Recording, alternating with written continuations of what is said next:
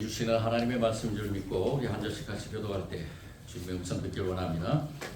레위 가족 중 한 사람이 가서 레위 여자에게 장가 들어 그 여자가 이스라엘이 그가 잘생긴 것을 보고 살짝만 그를 숨겼으나 더 숨길 수가 없게 되매 그를 위하여 갈대 상자를 가져다가 역청과 나무진을 칠하고 아기를 거기 담아 나일강의 갈대 사이에 두고 그의 의가 어떻게 되는지를 알려고 멀리 있었으니 바로의 딸이 목욕하러 나일강으로 내려오고 시녀들은 나일강을 거닐 때에 그 갈대 사이에 상자를 보고 시녀를 보내어 가져다가 열고 그 아이를 보니 아기가 웃는지라 그가 그를 불쌍히 여겨 이르되 이는 히브리 사람의 아기로다. 그의 누이가 바로의 딸에게 이르되 내가 가서 당신을 위하여 히브리 여인 중에서 유모를 불러다가 이 아기에게 젖을 먹이게 하리이까. 바로의 딸에게 이르되 가라 하매 그 젖을 가져가서 그 아기의 어머니를 불러오니 바로의 딸이 그에게 이르되 이 아기를 데려다가 나를 위하여 젖을 먹이라. 내가 그 싹을 주리라. 여인이 아기를 데려다가 젖을 먹이더니 그 아기가 사람의 바로의 딸에게로 데려가니 그가 그의 아들이 되니라. 그가 그의 이름을 모세라 하여 이는 내가 그를 불에서 건져내었습니다 하였더라. 아멘. 오늘 말씀에서 하나의 상자가 등장을 합니다. 갈대로 만든 갈대 상자. 상자라 하면은 우리가 가장 많이 떠오르는 이미지는 무슨 물건을 담는 그러한 상자이죠. 그러한 도구죠.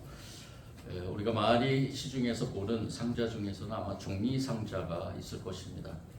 우리 일명 박스라고 하죠. 이 종이 상자에는 각종 여러 가지를 담게 됩니다. 어떤 분들은 마트에 가서 장을 보면서 그 장의 그 물건들을 또 종이 상자에다 담아오곤 하고요. 또 어떤 분들은 그 종이 상자지만 또 거기에다가 아주 소중한 것들을 담는 분도 있습니다. 종이 상자뿐만이 아니라 어떤 상자에게 어떤 물건을 담겨 있느냐에 따라서 그 상자의 의미가 또 값이 또 달라질 수 있겠죠. 보석을 담는 상자면은 그 보석 상자는 참으로 그 안에 있는 보석뿐만이 아니라 그것을 감싸고 있는 상자도 값어치가 있게 보입니다. 아니 값어치가 있는 것이죠. 여러분들 바보 상자라고 들어보셨습니까? 저는 많이 들어봤습니다. 어머니가 너 바보 상자 앞에 자꾸 앉아 있을래? 라고 이렇게 말할 때가 있었습니다. 바보 상자, 일명 TV죠. 지금은 이 TV가 상자 모양이 아니라서 우리 아마 다음 세대들에게 바보 상자가 무엇이냐고 물으면 아무도 모를 것입니다. 그 당시에는 제가 어렸을 때는 이 바보 상자라는 말을 많이 들었는데 어쨌든 이 상자라는 이 개념은 그 안에 무엇이 담겨 있느냐에 따라서 참으로 그 값어치나 또한 여러 가지 효용에 쓰임에 다양하게 적용이 된다는 것을 보게 됩니다. 오늘 말씀에 보면은 하나의 상자가 등장하는데 그 상자는 갈대로 만들었습니다. 우리가 생각해 볼 때는 이 갈대로 만들었다는 것은 그 상자 그 자체만 보면은 아주 보잘것없다라고 생각할 수 있겠습니다. 그런데 이 상자에는 참으로 엄청난 그러한 의미가 담겨 있습니다. 그것이 무엇일까? 이 갈대 상자, 오늘 말씀에 등장하는 이 갈대 상자가 등장하기까지 우리가 신앙적으로 믿음의 그 유산을 이어받은 저와 여러분이 하나님 말씀을 성경의 말씀을 깊이 묵상해 보면은 이 갈대 상자가 만들어지기까지의 그러한 하나님의 그 섭리, 하나님의 역사가 엄청나게 담겨 있다는 것을 알게 됩니다. 이 갈대 상자가 탄생하기 전에 하나님은 하나님의 백성들을 표본화시키기 위해서 다른 그 시대나 지금 시대나 마찬가지죠. 하나님의 말씀이기 때문에 이 시대에도 적용되기 때문에 하나님의 백성들은 이래야 된다 하면서 그 하나의 표본을 보여주셨는데 그게 바로 이스라엘 백성들입니다. 하나님은 그 백성들을 세워가실 때 아브라함으로부터, 그래서 이들은 항상 고백하기를 아브라함의 하나님으로부터 시작합니다. 그리고 그 다음에 이삭, 그 다음에 야곱, 그 다음에 요셉, 이렇게 거치는 그 거치는 상황 속에서 하나님은 하나님의 섭리를 통해서 이스라엘 백성들을 세워가시면서 특별히 이 애굽이라는 이 제국을 통해서 이곳에서 하나님의 백성들을 키워 가셨습니다. 키워 가신다는 의미는 여기 훈련도 포함이 되어 있는 거죠. 종으로서 그들은 이 애굽의 종으로서 이 요셉을 통해서 이 애굽이라는 이 나라를 통해 이 나라 속에서 하나님의 백성이 어쩌면은 태동 이전에 그러한 이 어머니가 뱃속에 아기를 품은 것처럼 하나님은 이 애굽이라는 곳에서 이 하나님의 백성들을 날로 성장시켜 갔다는 것을 알게 됩니다. 그러면서 오늘 말씀에 우리가 이 말씀 가운데서 등장하는 이 갈대 상자가 등장할 그 의미, 그 갈대 상자에 담긴 이 모세라는 아기가 탄생하면서 이 상자에 담기면서 하나님의 그 뜻이 무엇인가를 조금씩 펼쳐나가기 시작했다는 것입니다. 우리가 읽지는 않았지만 1장의 말씀을 보면 출애굽기 1장의 말씀 보면 이 출애굽기라는 이 말씀이 이 창세기와의 연결 과정에서 400년이라는 그 오랜 기간이 걸리고 그리고 그 기간 동안에 하나님은 새로운 하나님의 그 역사를 이뤄가는 준비의 기간으로서 많은 사람들을 통해서 이 이스라엘 백성들, 즉 하나님의 백성의 표본인 이 이스라엘 백성들을 세워나가는 것을 보게 됩니다. 그러면서 이제 이 이스라엘 백성들이 태동할 때이죠. 완전히 태어나서 이제 하나님이 예배해 놓으신 가나안 땅으로 들어가야 될 때 하나님은 이 애굽에서 떠나야 될 명분, 이유와 명분을 세우게 됩니다. 그 이유와 명분이 무엇이냐? 바로 2절에 나오는 것처럼 1장에 나오는 것처럼 이제 이 하나님의 백성들을 모르는 요셉을 알지 못한 처음에 요셉을 통해서 들어왔던 이 이스라엘의 백성들이 이 요셉을 알지 못하는 새 왕이 두려워하면서 이 이스라엘 백성들이 날로 성장하는 것에 대해서 두려움을 갖기 시작합니다. 어쩌면 이것이 하나님의 역사 섭리일 수 있습니다. 그런 가운데서 요셉을 알지 못하는 애굽 왕이 이스라엘 백성들이 많아지고 강성해지고 있음을 보면서 이 새 왕은 더욱더 이 이스라엘 백성들 자신들의 종이다 생각하고 이 이스라엘 백성들에게 무거운 짐을 지우게 됩니다. 북고성과 비돔과 라암셋을 건축하도록 하게 하고 그러면서 이 백성들을 다구치면서 이 성들을 지어 나가게 되죠. 육체적인 노동 거기에 함께 여러 가지 힘든 것들을 주면서 이 이스라엘 백성들을 괴롭히기 시작합니다. 그런데 1장 11절의 말씀에 보면은 이 이스라엘 백성들 그러한 학대를 받으면 받을수록 더욱더 번성해 갔다라고 기록합니다. 왕은 이로 인해서 더욱 근심에 빠지고 더욱더 어려운 노동을 시키려고 작정하고 그들에게 흙 이기기와 벽돌 굽기, 농사일 등 여러 가지를 다 같이 겸해서 시키게 됩니다. 14절의 말씀이죠. 1장 14절에. 이런 상황 속에서 하나님은 이제 이 이스라엘 백성들의 신음소리를 듣게 되고 이 이스라엘 백성들이 이제는 더 이상 못 견딘다는 그러한 어떻게 보면 하나님께서 주신 명분 속에서 하나님은 이스라엘 백성들을 출애굽시키기를 작정합니다. 그러면서 이 이스라엘 백성들이 낳는 아기에 관여된 그러한 두 산파를 등장시킵니다. 시브라와 브라라는 이 산파, 아기를 낳는데 도움 주는 이 산파죠. 이 산파들을 통해서 하나님의 귀한 뜻이 점점점 펼쳐가는 것을 보게 됩니다. 이 애굽 왕은 이제 이 이스라엘 백성들이 날로 들어가는 것에 대해서 걱정하면서 이 아기가 나오면 무조건 이 아기들을 강에다 던져서 죽이라라고 명하게 됩니다. 아들이거든 죽이고 딸이거든 살려두라고 말합니다. 16절이죠.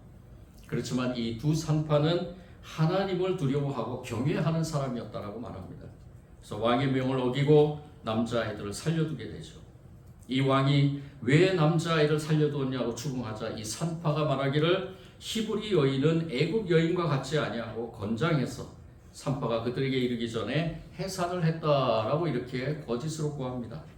이 일에 대해서 성경은 하나님이 그 산파들에게 은혜를 베푸셨다라고 말합니다. 왜 그랬을까? 이것이 다 하나님의 계획이었기 때문이죠. 하나님께서 그 두 산파를 통해서 또 다른 하나님의 뜻을 선포한 것입니다. 그 산파들은 하나님을 경외하였으므로 그들의 집안을 흥왕하게 하셨다라고 말씀합니다. 이 애굽왕 바로는 모든 백성에게 명령하기를 이제는 아들이 태어나거든 나일강에 던지고 딸이거든 살려두라라고 말합니다. 두 산파를 통해서 이 아들의 그 이스라엘 백성들이 낳은 그 아들들을 죽이려고 했지만 그것이 실패로 돌아가자 이 애국왕 바로는 이제 아들이 태어나면 무조건 누구든지 보는 사람마다 나일강에 던져라라고 명령을 하게 되죠. 시퍼런 칼날이 그들의 목 앞에 다가오는 것을 보게 됩니다. 그렇지만 하나님은 이 하나님의 그 구원의 계획을 계속해서 이뤄가는 것을 보게 됩니다. 하나님께서 세우신 한 가정, 그 가정이 바로 레위의 한 가정입니다. 레위 가정은 하나님을 섬기며 하나님의 성전에서 일하는 그러한 가정입니다. 이 레위 가정을 하나님께서 선택하시고 그 레위 가정에서 한 아기를 태어나게 합니다. 너무나 잘생기지 않았나라고 생각이 드는데요. 이 세 달을 숨겨왔고요. 그런데 더 이상 숨길 수가 없어서 결단을 하게 됩니다. 그 결단은 바로 하나의 상자를 만들어서 갈대로 만든 그 상자로 안팎에다 역청을 칠하고 물이 새지 않도록 이 바로의 명령에는 순종하지만은 그 순종에 이 아기를 살릴 수 있도록 그렇게 갈대 상자를 만든 뒤에 이 아기를 그 안에다 넣고 나일강에다 띄우게 됩니다. 오늘 말씀이 그러한 말씀입니다. 엄마는 아기가 든 갈대 상자를 나일강 갈대 사이에 두었고요. 그리고 그 갈대 사이에 두었던 그 갈대 상자가 이리저리 흔들리면서 다니다가 이 바로의 딸이 목욕하는 그곳에 머물러서 그리고 그 어린 그 아기가 바로의 딸의 손에 건짐을 받아서 그 바로의 딸의 손에 의해서 양육을 받게 됩니다. 이것이 다 하나님의 계획이고 하나님의 섭리였다는 저와 여러분이 먼저 그것을 인정해야 될 것입니다. 우리가 그 인정하는 그 믿음을 가지고 오늘 우리가 갈대 상자를 바라보길 원합니다. 과연 하나님께서 이 갈대 상자를 통해서 하나님의 그 뜻을 우리에게 전해주고 싶은 그 뜻이 무엇인가? 우리는 여기에서 한 가지 생각해 볼 때 갈대 상자는 바로 하나님의 언약의 성취의 상징이 아니었나라는 것입니다. 하나님은 오래전부터 아브라함부터 시작해서 하나님 끊임없이 하나님의 백성과 약속을 하셨습니다. 언약의 백성으로 세우셨습니다. 언약의 백성을 세우는 가운데서 하나님도 마찬가지로 그 언약을, 그 약속을 백성들과 사이에 맺었던 그 약속을 시행하기 위해서 하나님의 뜻이 이루어지고 있다는 것입니다. 그 하나님의 약속의 가장 중요한 시발점은 무엇인가? 바로 이제는 출애굽시켜야 된다는 것입니다.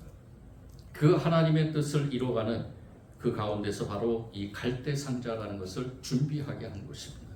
레위 가정, 이 한 가정에서 태어난 이 아이를 통해서 하나님은 놀라운 언약을 다시 한번 이뤄가는 그 언약을 통해서 하나님의 백성들을 가나안 땅으로 인도하는 그러한 일을 하나님께서는 펼쳐나가게 된다는 것을 알게 됩니다. 바로 이 갈대 상자는 언약의 성취의 상징이라는 것. 어느 신학자가 이러한 이 상황을 이렇게 표현했습니다. 제가 그대로 한번 읽어드리겠습니다. 지금 이스라엘 백성들의 상황은 노예 상황입니다. 바로의 철저한 감시 속에서 고역으로 고달픈 생활이 이어지고 있습니다. 여기저기서 불만의 소리가 높아집니다. 괴로움의 소리가 높아만 갑니다. 이러한 역사 속에서 성경의 저자는 이제 서서히 하나님께서 일하실 한 사람에게 초점을 맞추고 있습니다. 시퍼런 칼날이 신생아들의 목까지 들어오는 그런 상황 속에서 하나님의 역사를 이룰 한 사람에게 주목하고 있습니다. 아무리 세상의 권력자들이 하나님의 백성들을 무력화하려고 노예화하려고 그렇게 노력하는데도 불구하고 자기 백성을 구원하고 해방하실 하나님의 계획은 조용한 가운데 강력하게 전개되고 있었습니다. 죽음의 그림자는 갓 태어난 모세도 피해갈 수 없었습니다. 어머니는 아이의 준수함을 보고 석 달을 숨겨왔지만 더 이상 숨길 수가 없었습니다. 그래서 어머니는 아이를 상자 안에 넣어서 외부로 철저하게 단절시켜서 하나님의 손길에 맡기며 나일 강물에 떠나 보내게 됩니다. 어린 생명이 나일강을 홀로 항해하기란 쉬운 일이 아닙니다. 물이 금방 가라앉을 수도 있고 악어나 거대한 물고기의 밥이 될 수도 있었기 때문입니다. 그렇지만 어머니는 모든 것을 주님의 보호하시는 손길에 맡기면서 하늘의 은혜가 있기를 기도하며 아이를 상자에 넣어 떠내려 보냈습니다. 하나님의 섭리는 놀랍게 역사하셨습니다. 당시 가장 권력자의 가장 안전한 공주의 품에 안기게 하셨기 때문입니다. 애국 그 어디가 가장 안전하겠습니까? 그것은 바로 폭풍의 가장 중심인 애굽의 궁이었습니다. 그것도 바로의 딸인 공주의 품이었습니다. 그렇게 목욕하러 나온 공주의 손에 모세는 건져졌고 그 손에서 자라게 되었습니다. 하나님은 이렇게 언약이 성취될 수 있도록 준비하고 실행해 가셨습니다.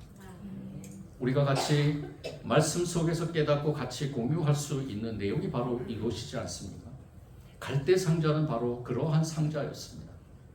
근데 우리가 이 갈대 상자를 하나님의 언약의 계획, 또 하나님의 언약의 성취, 그것으로 우리가 신학적인 지식으로만 끝나는 것이 아니라 우리 삶에서 이 갈대 상자를 어떻게 적용하면 좋을까? 아기 모세를 품었던 이 갈대 상자를 저와 여러분의 삶 속에 어떻게 적용하면 좋을까? 저는 이 말씀을 준비하면서 갈대라는 원어를 한번 살펴보게 됩니다. 상자라는 원어를 살펴보게 됩니다. 이 상자의 원어는 히브리어로 테바라는 말입니다. 이 테바라는 말은 바로 은혜라는 그러한 뜻이 담겨 있습니다. 이 테바라는 이 상자라는 테바라는 이 말은 이 성경에 총 28번 나온다고 합니다. 출애굽기 2장이 2번 나오고 창세기 6장에서 9장에 26번 나온다고 합니다. 우리가 잘 알고 있는 노아의 방주, 우리가 알고 있는 이 노아의 방주는 우리가 배라고 알고 있죠. 그런데 이 방주를 나타내는 단어가 바로 테바입니다. 구약 성경에서 보면은 배라는 그러한 단어를 사용할 때 히브리어로 5개의 단어를 사용합니다. 온이라는 말과 오니아라는 말, 세피나라는 말과 치라는 말, 그리고 클레오메라는 말. 이 5개 단어를 이 배라는 말이 나올 때 그곳에 적당하게 그렇게 혼용되었다라는 것입니다. 그런데 이상하게 유독이 이 방주를 나타낼 때만 테바라는 단어를 사용했다는 거죠. 테바, 상자. 즉 이 갈대 상자할 때 이 상자가 테바인데 왜 방주라는 그 말에는 오니아나 아니면 세피나나 치나 이러한 말들을 사용하지 않고 왜 테바라는 말을 사용했을까? 여러분도 잘 아시지만은 배에는 3가지의 요소가 반드시 필요합니다. 그것은 바로 부양성, 뜨는 것이고요. 그리고 적재성, 무엇인가 담아야 된다는 거죠. 담겨 있어야 된다는 거죠. 화물이나 아니면 사람이나 이런 것들을 담을 수 있어야 되죠. 3번째는 이동성입니다. 이 배가 이동할 수 있도록, 그래서 배에는 반드시 필요한 게 뭡니까? 키가 필요합니다. 키가 있어야 되고 그것을 배를 이동할 수 있는 그러한 여러 가지 운동력이 있어야 되죠. 지금은 엔진에 여러 가지 원자력도 있고 또 많은 기름도 있고 가스도 있고 그런 것들을 통해서 배가 움직이게 되죠. 그리고 키로는 방향을 제시하면서 어느 곳으로 가야 된다라면 그 가는 곳으로 그 키를 통해서 조정을 하게 되죠. 그런데 이 상자라는 이 테바는 이 2가지는 다 적용이 되는데 부양성이나 적재성은 적용이 되는데 이 이동성이라는 것이 적용이 안 된다는 것을 보게 됩니다. 우리가 창조의 신앙을 공부할 때 창세기의 말씀을 오후 예배 때마다 같이 나누죠. 우리가 노아의 그 방주를 우리가 같이 나눌 때 노아의 방주에 다 있는데 없는 것이 무엇이었다고 그랬습니까? 키가 없다고 그랬습니다. 동력을 전달하는 동력도 없었습니다. 그건 왜 그럴까? 이 갈대 상자에도 마찬가지입니다. 갈대 상자를 움직일 수 있는 그러한 동력이나 키가 없었습니다. 그냥 상자였죠. 역청으로 물 위에 뜰 수 있게 만들고 그리고 그 안에 아기 모세를 담고 그것이 전부였죠. 어디로 가야 될지. 의도적으로 이것을 애굽의 그 공주, 애굽 왕 바로의 그 공주에게 전달하는 그것이 아니라 이 테바는 어떻게 흘러갈지 모르는, 노아의 방주처럼 어디로 가야 될지 모르는 그러한 상자였다라는 것입니다. 테바 속에서 버티고 견디고 머물러 있으면은 그것이 어디든 그 장소가 그 테바를 잡을 사람이 누구든 그곳으로 인도하시는 그 누군가에게 맡겨지게 된다는 것입니다. 하나님은 이러한 철저한 하나님의 그 능력 속에서 이 테바를 운전하고 계셨다는 것을 알게 됩니다. 노아의 홍수 시대에도 이 하나님께서 노아를 통해서 만들었던 방주도 마찬가지였죠. 그 방주를 만드는 그 시대에 다른 배가 없었겠습니까? 제가 상상해 보면은 아마 이 방주보다도 더 좋은 배들이 있었지 않을까. 물론 크기가 어땠든 그렇지만 모든 배들은 다 가라앉고 키가 없고 동력이 없는 이 노아의 방주만이 모든 그 하나님의 그 물의 심판이 끝날 때까지 안전하게 운행되고 아라랏산에 머물렀다라는 것을 알게 됩니다. 그 시선으로 우리가 갈대 상자를 바라볼 때 이 상자는 그저 물이 새지 않도록 역청과 나무질을 칠하고 나일강 위에 둥둥 떠다녔던 그 상자였다라는 것을 알게 됩니다. 그 상자도 마찬가지로 방향을 잡아주는 돛도 없었고 거친 물살을 거슬러 올라가도록 도와주는 선장도 없었고 속도를 조절할 수 있는 그 어떤 보조 장치도 없었습니다. 그렇다고 해서 굶주림에 지쳐있는 사나운 악어의 이빨에 안전할 정도로 강하게 덮여 있지도 않았고요. 안전이라고는 전혀 보장받을 수 없는 그저 갈대로 만든 그러한 상자였다는 것을 알게 됩니다. 그 안에 아기 모세는 그저 누워 있었을 뿐입니다. 아무런 힘을 내지도 못하고 그저 그 상자 안에 누워 있었을 뿐이죠. 그 테바는 하나님의 보이지 않는 손이 방향을 잡고 있었습니다. 무서운 그러한 악어의 이빨로부터 보호하고 계셨고요. 거친 물살을 걸으면서 안전하게 도달할 수 있도록 지켜주셨습니다. 상자 밖은 온갖 위험과 위기에 난무했지만 상자 안은 그저 평온하게 그저 없었습니다. 그리고 하나님의 손길은 어린 모세가 안전하게 도착할 수 있도록 하나님의 손으로 인도받았던 것입니다. 2장 10절은 이렇게 기록하죠. 그 아이가 자라매 바로의 딸에게로 데려가니 그가 그의 아들이 되리라. 그가 그의 이름을 모세라 하여 이르되 이는 내가 그를 물에서 건져내었음이라 하였더라. 바로 이 테바 신앙은 하나님께 맡겨지는 삶입니다. 내 생각과 내 뜻과 내 의지가 아니라, 내 판단이 인생의 목표를 정하는 삶이 아니라, 내 능력이 나를 보호하는 삶이 아니라 오직 주님이 만들어 놓으신 테바 안에서 안전하게 머무는 삶입니다. 오직 말씀이 나의 인생의 등대가 되는 삶입니다. 주님의 손이 나를 이끄는 대로 순종하는 삶입니다. 내 삶을 주님께 맡기는 삶입니다. 그래서 나의 생각에서, 나의 확신에서 힘을 빼고 오직 주님의 인도하심을 바라는 신앙이 바로 테바 신앙입니다. 교회 여러분, 테바 신앙이 되기를 원합니다. 이 말씀 속에서 저는 다시 한번 저 자신을 돌아보면서 너는 과연 테바 신앙으로 살아가고 있느냐? 너희가 맡긴 이 천진중앙교회와 성도들의 모든 목회를 과연 테바 신앙으로 하고 있느냐? 다시 한번 제 자신을 돌아보면서 하나님 앞에 더욱더 간절함으로 매달림으로 기도했습니다. 하나님께서 주신 귀한 은혜, 그 은혜를, 이 테바의 은혜를, 갈대 상자의 은혜를 내가 그 안에서 내 힘으로 발버둥 치면서 살겠다고 발버둥 치는가? 아니면은 내가 내 목회를 하겠다고 발버둥 치고 있지는 않은가? 하나님께서 나를 향한 하나님의 귀한 말씀 속에서 다시 한번 깨닫게 됩니다. 아기 모세는 힘을 쓸 수가 없습니다. 그냥 갈대 상자 안에 있기만 하면 됩니다. 모든 것을 다 하나님께서 운행하십니다. 하나님께서 인도하십니다. 하나님께서 이 모세를 통해서 놀라운 하나님의 구원의 역사를 이루기 위해서 하나님께서 계획하신 거기 때문에 하나님은 그 아기를 애굽의 바로의 그 공주의 손안으로 인도하셔서 그곳에서 자라나게 하시고 하나님이 또 다른 준비의 기간을 선택하며 이뤄가신 것입니다. 김병희 사모님이 지으신 갈대상자라는 책이 있습니다.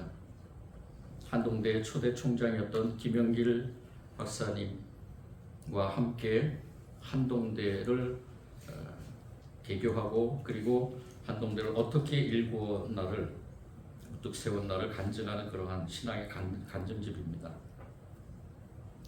아마 사모님은 모세를 담은 테바 이야기가 한동대의 애절하고 고통스러웠던 당신의 이야기와 오버랩되지 않았나라고 해서 저는 이 갈대상자라는 제목을 붙이지 않았나라고 이렇게 생각이 듭니다. 카이스트의 그러한 안정된 교수 시절을 초대 총장직 제의를 받고 망설일 때 하용조 목사님의 설교를 듣고 확신을 얻어서 이제 그 한동대를 세우는 그 일을 하게 됩니다. 모태 기업의 부도로 수십 차례의 고소고발 끝에 법정 구속되는 일, 그리고 그 좌절을 극복한 이야기, 또 고비마다 온몸으로 부닥치고 버텨온 이야기, 이런 것들을 이런 이야기를 담고 있는 신앙 간증집이죠. 김용희 사모님은 한동대를 세우고 지탱해 가면서 겪은 온갖 시련과 고통, 그 고난을 하나님의 방법으로 버텨갈 때 하나님께서 어떻게 도우셨는가, 하나님이 어떤 사람을 보내셔서 어떻게 역사하셨는가를 감동 있게 적어 나갔습니다. 이 사모님이 이렇게 얘기합니다. 수학이나 과학은 공식대로 풀어야 풀립니다. 그러나 인생의 난제, 하나님의 뜻은 기도로 말씀으로 풀어야 합니다. 이렇게 고백합니다. 하나님의 말씀대로 푸는 인생이 바로 테바 인생이라는 것이죠. 말씀에 자신의 삶을 내어 맡기는 것이 바로 테바 신앙입니다. 이 책을 서평한 한 분이 이렇게 서평을 했습니다. 사람의 눈으로 보기에 갈대상자는 절망의 상자며 불행의 결정이다. 갈대상자는 불행한 시대에 어떻게 하다 보니 태어나 어머니로부터 버림받아 나일강에 버려진 무의미한 상자에 불과했다. 아무도 주목하지 않는 상자. 그러나 갈대상자를 뚫어지게 주목하여 보시는 분이 계셨다. 강에 던져져 갈대상자를 운전하고 계시며 갈대상자가 목적을 향해 안전하게 갈 수 있도록 바람의 방향과 속도를 조정하시는 분이 계셨다. 그분이 우리가 못 견디게 사랑하는 주님이시다. 우리를 주목하여 보시는 분. 갈대상자는 선장도 없고 키도 없고 돛대도 없는 이상한 배이다. 그러나 사실은 그 상자 안에는 하나님의 목적이 있으며 이스라엘의 리더십이 있다. 그리고 섬세하신 그분의 손길이 충만한 상자이다. 그렇다. 세상의 끈이 끊어지면 하나님이 끈 되어 주신다. 갈대상자가 우리의 손을 떠나는 순간에 하나님이 갈대상자를 장악하시며 개입해 주셨다. 어떤 의미에서 보면 우리 한 사람 한 사람의 한 사람 한 사람은 갈대상자에 불과하다. 어떻게 하루하루를 살아가는 것인지 말도 안 되는 고난의 끝은 언제인지 도대체 하나님은 나를 살릴 것인지 죽일 것인지 이러다가 내 인생이 이렇게 끝나는 것은 아닌지 날마다 불안하고 날마다 두렵고 날마다 걱정이 태산이다. 그러나 염려하지 말라. 당신이 갈대상자라면 소망이 있다. 갈대상자는 보통 상자가 아니기 때문이다.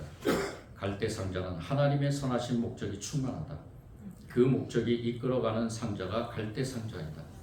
그러므로 갈대상자는 하나님의 목적이 이룰 때까지는 절대로 뒤집히지 않으며 악어밥이 되지도 못할 것이다. 다만 죽을 것 같고 뒤집힐 것 같을 뿐이다. 그것은 느낌이지 실상은 아니다. 갈대상자는 하나님의 동행하는 상자이다. 사단이 뒤집지도 못하며 세상이 막을 수도 없을 것이다. 그렇습니다. 갈대상자는 죽을 것 같고 뒤집힐 것 같을 뿐입니다. 그것은 느낌이지 실상이 아니라는 것입니다. 테바 신앙을 가진 사람들은 바로 그렇습니다. 하나님과 동행하는 사람들은 바로 그것입니다. 우리가 찬양을 통해 그 선포하며 같이 하나님 앞에 영광 돌렸듯이 하나님과 동행하는 그러한 삶을 사는 사람, 태바 신앙을 가진 사람들은 어떤 사단의 그러한 사단의 그러한 것에도 뒤집히지 못하며 세상이 막을 수도 없다는 것입니다. 저는 여기에 철저하게 동의합니다. 우리가 한번 또 생각해 볼게요. 이 갈대 상자를 만든 그 모세의 어머니의 마음은 어땠을까? 여러분도 한번 생각해 보셨는가요? 이 나약한 갈대 상자를 엮으면서 그 안에 역청을 발랐지만 그곳에 이 아기 너무나 자기 배로 낳은 그 아기를 그 갈대 상자에 넣는 그 어머니 요게벳의 마음은 어땠을까? 저는 요게벳의 그 기도의 노래를 들을 때마다 참 요게벳의 신앙은 위대하다. 여러분도 아시죠? 요게벳의 기도, 요게벳의 노래, 이 찬양 속에서 마지막 부분에 이러한 고백이 나옵니다. 너의 삶의 참주인, 너의 삶 부모이신 하나님, 그분 손에 너의 삶을 맡긴다. 너의 삶의 참주인, 너를 이끄시는 주 하나님, 그 손에 너의 삶을 드린다. 갈대 상자 안에 넣어서 이 요게벳은 모세를 하나님 앞에 맡긴 것입니다. 하나님께서 분명히 보호하시고 인도하실 것이란 그 믿음으로 고백한 것이죠. 이 요게벳의 노래를 작곡한 이 임연평안이라는 PD, 이 프로듀서도 CCM 프로듀서인데요. 이 요게벳의 노래를 작사 작곡하면서 이 요게벳의 노래의 작사 작곡의 그 영감은 바로 최에스더 사모님이 쓴 성경으로 아들을 키우기라는 그런 책에서 영감을 받고 거기에 내용을 조금 추려서 이 찬양을 발표를 했는데 이 찬양을 발표할 때 이 연평한 그 프로듀서는 자신들이 자녀를 키우는 그 키움에 가장 중요한 것이 무엇인가라는 것을 깨달았다는 것입니다. 그것은 바로 하나님께 맡기는 것이다. 하나님께서 그 자녀들을 키워주시고 하나님께서 그 자녀들을 그 갈대 상자 안에서 보호해 주시는 그 믿음으로 우리는 그 믿음으로 반응하면 된다는 것입니다. 저와 여러분의 삶이 그러한 삶이 아닌가 생각이 듭니다. 오늘 말씀을 통해서 저와 여러분 다시 한번 태바 신앙에 가까이 나를 이끄시는 그 하나님께서 나를 통해서 내가 방향도 없고 목적지도 없는 그러한 삶 속에서 하나님께서는 나를 통해서 또한 우리를 통해서 우리 공동체를 통해서 놀라운 하나님의 역사를 이루어가신다는 그 믿음으로 우리가 매일의 삶에서 승리해야 될 줄 믿습니다. 내 생각을 버리고 내 경험을 버리고 오직 태바 신앙으로 하나님의 인도하심을 받는 신앙인이 되라고 오늘 말씀은 권면하고 있습니다. 주님의 손에 이끌려 말씀대로 순종하라고 권면하고 있습니다. 가라면 가고 멈추라면 멈추고 내 삶의 주인은 오직 우리 주님이시라는 사실을 인정하라고 말씀하십니다. 이 태바 신앙을 가지고 저와 여러분이 살아갈 때 주님께서는 또다시 우리에게 말씀하십니다. 야곱아 너를 창조하신 여호와께서 지금 말씀하시니라. 이스라엘아 너를 지으신 이가 말씀하시니라. 너는 두려워하지 말라. 내가 너를 구속하였고 내가 너를 지명하여 불렀나니 너는 내 것이라. 네가 물 가운데로 지날 때에 내가 너와 함께할 것이라. 강을 건널 때에 물이 너를 침몰하지 못할 것이며 네가 불 가운데로 지날 때에 타지도 아니할 것이요 불꽃이 너를 사르지도 못하리니 대저 나는 여호와 네 하나님이요 이스라엘의 거룩한 이요 네 구원자이심이니라. 주님께서는 우리와 늘 함께 하십니다. 여러분들 오늘 혹시나 지치고 상하고 찢기고 고통스러운 자리에 있거든 저와 여러분의 그 자리는 내 자리가 아니라 내 그 갈대 상자 밖에 있는 자리라고 생각하시고 나는 하나님 품 안에서 이 모든 것들을 이기고 치유받고 회복됐다는 그러한 믿음으로 승리하길 원합니다. 사랑해 주님 감사합니다. 오늘 느끼한 말씀으로 다시 한번 우리에게 힘을 주시니 감사합니다. 주님 이 태바 신앙으로 주님 앞에 서기를 원하며 주님께서 이미 오래전에 저희들 갈대 상자 안에 넣어주셔서 하나님 나라를 향하여 하나님께서 운행하고 계시는 줄 믿습니다.